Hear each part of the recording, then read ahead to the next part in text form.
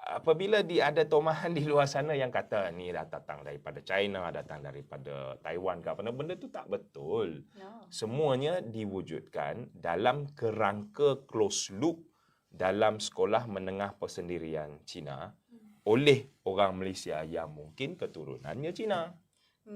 Jadi dia adalah sesuatu sistem yang memang wujud cipta dan muncul di Malaysia. Tetapi soalannya adalah kalau dia tak nak ikut kerangka kebangsaan.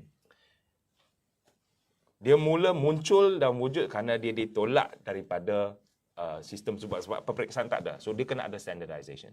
Tetapi dalam berapa puluhan 20 tahun 30 tahun ini memang telah ada usaha untuk merungkai, meminda, mengolah, menukar dan juga mengintegrasi supaya laluan dan hala tuju dan laluan dia adalah semakin lama semakin integrasi.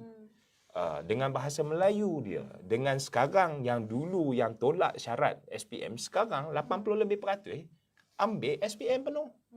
Jadi saya rasa kita perlu mengambil sikap mendorong dan bukan eksklusivistik. Suka tak suka, demo ni orang Malaysia.